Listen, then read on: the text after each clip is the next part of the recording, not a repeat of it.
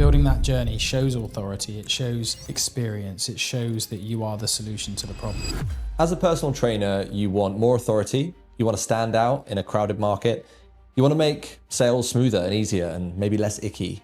But you also want clients to sign up for longer, have a better experience and better results. If only, my friend, there was one tool that you could get that would help you do all of this in one fell swoop. Well, we're going to chat about it today. We know it as the client journey. Let's dive into the conversation. Hey team, hope you're good. Welcome to the podcast. Another one take wonder for you for that beautiful introduction. Well, it's just what we do. Extremely impressed. We've come up Impressed.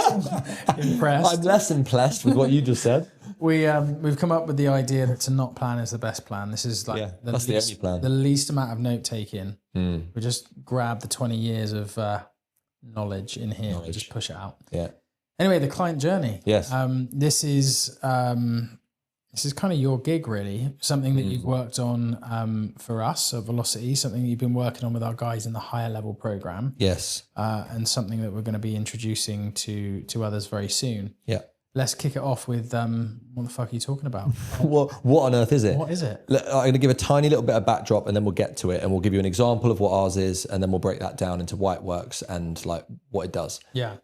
So one thing that we learned a lot over the last few years is that the better you can articulate a potential client's problem, an issue and how that's presenting in their life, the faster you'll build trust with that person. Because if you get the problem, not just on a I hear you level, but in a I can see and understand how that's impacting you level, then people will naturally lean in because if you understand my problem, you must have an idea of the solution at the very least. And the client journey is that at scale. It's saying to someone, if you want this outcome, if you want to get to this place with your body, your health, your fitness, then this is the journey that you'll need to go through. And I'm going to break that down into phases or stages. And in each of those phases, I'm going to show you what the common problems and issues are, the hurdles and the obstacles. And not only that, how you feel or are going to feel when you get there and how to overcome it. And that is such a powerful frame to come from when you're chatting with a potential client because you're basically telling the future. You know, like I always used to think of you always wanted to be able to see into the future so you could see what happens. I can know the lottery numbers and then I can guess the lottery and win all the money. It's like there's a sense power of being able to predict the future with a degree of accuracy. And it's that power you can gain by having a client journey that you can talk someone through. You mentioned something at the start that I want to emphasize because it's actually really important.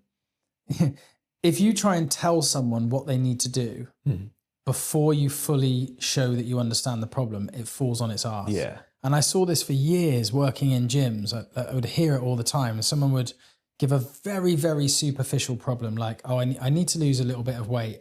And the trainer would go, right, okay, this is what you need to do. So first of all, we need to get you in a calorie deficit. I'm going to write you a program.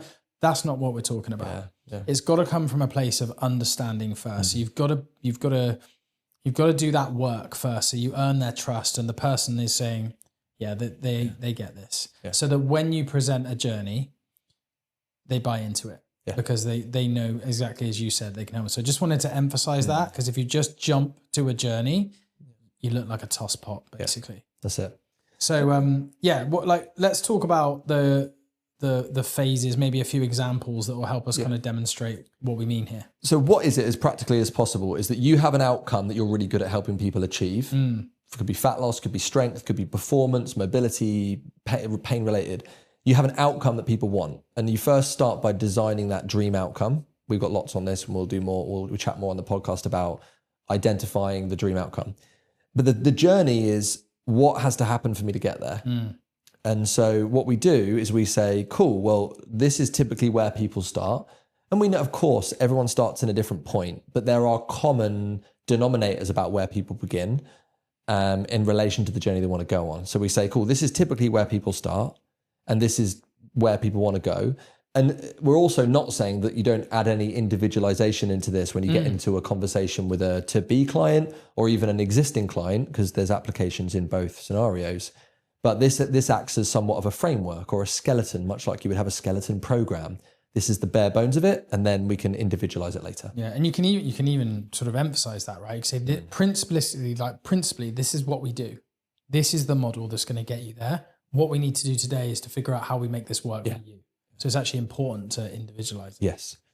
And we found that 3 to 4 phases is quite common. And I mean, 3 is the magic number. I believe in 3s a lot. It's just easy to wrap your head around. And so an example would be to give hours. And so our outcome for an in-person coach is we want to help them get fully booked and then go beyond that to build a business that is that facilitates the life they want to build, right? And typically, money-wise, that would be somewhere between 5 and maybe 15K a month for most in-person trainers. And we'll say that's the outcome. Happy life. I mean, what is it that you like? We've devised, been working on a new model recently. It's money, enough money. So, more money. Yeah. More meaning. Yeah. More fun and more opportunities. Yeah. The 4 things that, if you don't want that, then what's wrong with you? Yeah.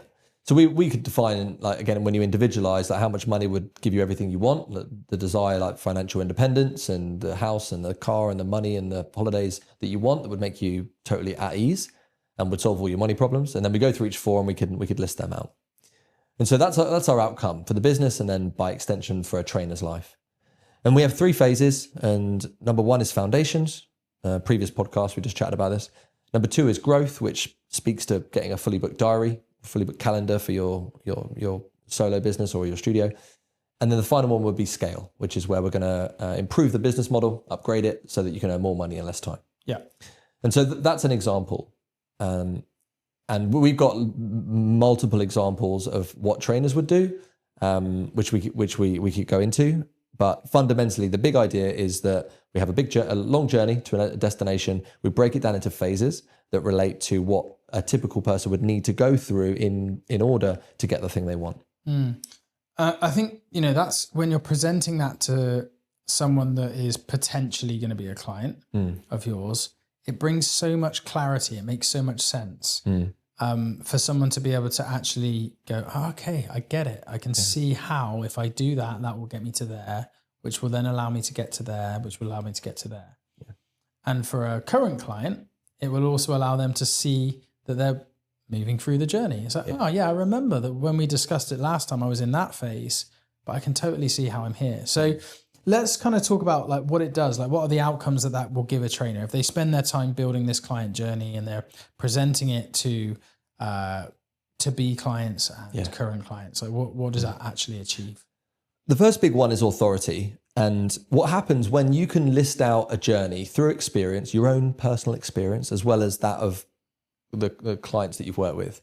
And you can tell, like back to the future telling thing, if you can say, this is what's likely to happen, these are the common problems at this stage, this is how it shows up, this is what you'll feel, this is how we tackle it, and this is the outcome once you've tackled it, it's gonna give you enormous power, and that will present as authority. Authority simply means like I earn the right to say what I'm saying, and you'll believe me, and I can go out there and be understood and respected through the knowledge that I've had, that I've presented in this really clear way. So authority is a big one.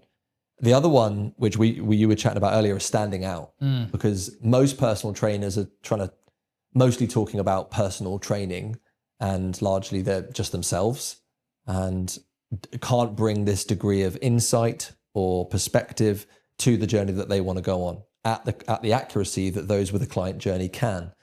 So standing out is a big one at a time where competition for attention has never been higher. Yeah, I think, the classic thing that someone will talk about in a sales environment is they'll just list off all the stuff that they do. Yeah. So you get one-to-one coaching, I take care of your nutrition, you get check-ins, WhatsApp support.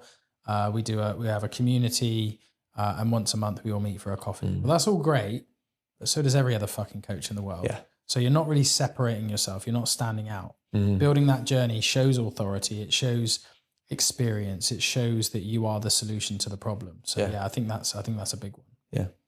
And then in relation to getting clients, I think not only can it help get more yeses, because there's this 3-step rule that we work on with coaches. One is people have first got to buy into the trainer as a person. And this relates to the 6-stage ladder we've chatted about a lot. So I've got to get to know and like you. Once I can see that you're a nice person, a good gal, a good guy, and you seem like a trustworthy person, the next thing you've got to do is buy into the journey and the ideas that I've got and the things that I believe in, which is spoken through the journey.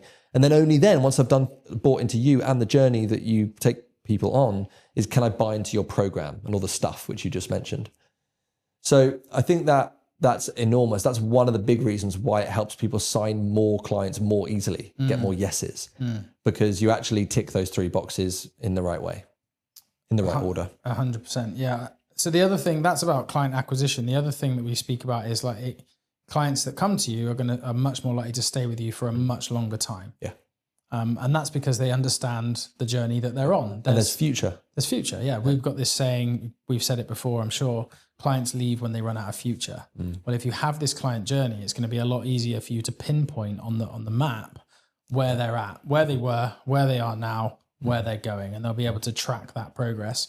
And it also holds you accountable. Like, it's your job to move them through that journey. So you can't get lazy on this. Like, you need to bring it to their attention and your attention of, are we moving through these phases? If we're not, why aren't we? And how are we going to tackle that together? What level of support do we need to give you to make sure that we do make this progress? So yeah, lots and lots of good stuff in that. The other thing that you mentioned is being able to sell more expensive stuff. Yeah, exactly. So one of the big shifts that trainers need to make, or they would make if they wanted to make more money, is you shift towards selling outcomes. And the bigger the outcome, the more people will be prepared to pay and commit, the bigger commitment they'll make in time, energy, money. And through, if you followed us so far in what the client journey is, we start with a big exciting outcome, and then we draw out the path towards achieving that outcome. It will allow us to, people will be able to see where they'll end up. And because they can logically see the steps that are going to be taken, and they believe you because you've been able to explain what happens along the way, it's like saying, I want to drive to the other side of the UK. And someone that's done that journey before, you can say, oh, well, A1's really good, particularly that first phase. Make sure you stop off at this service station, but don't get that, like, drop onto the A602 and go that way because traffic's really bad there. Do you know what I mean? You're kind of like, I've done this journey so many times. And so you're going to convey a confidence and aura where people will be able to trust you really fast. And they'll trust you not only for who you are and what program you've got, but within the context of the journey that I want to go on, which might take them a year or 2 or 3. But if I believe in you and what you understand about that journey, then you've earned yourself an awful lot of room, if you like. So yeah, so definitely you keep clients for longer and you'll be able to and make more money, but you'll be able to sell more expensive stuff because they're bought into a bigger picture. Yeah. And when you've done this for long enough, once you've built this and you've seen evidence that it's working, there's also an opportunity here for when you get to the scale side of things. We mentioned earlier, our journey is foundations, growth, and scale. When you get to the point of using this as a trainer yourself and you're ready to move to a more elegant business model, it's very likely that at some point you're going to have someone in your team or multiple people in your team that will help you grow it. So how is the client journey useful for those people? Yeah, this is really cool. So one of the most challenging things about building and managing a team is that you've got to get them to do what you've spent years learning how to do on your own. And it's a lot easier for you to learn something and then put it into action yourself, just managing inside your own head and your behavior, than it is to influence someone else's. Yeah. So the trick becomes, if you want to get a team performing at as close to level as you can, is to devise a really simple way of communicating a skill set. And so the client journey is a really great example of a model that you can make super simple. As we've said it many a times, we'll keep saying it. We've got three phases: foundations, growth, scale. And we can draw a nice little graph and put some colors on it and some lines.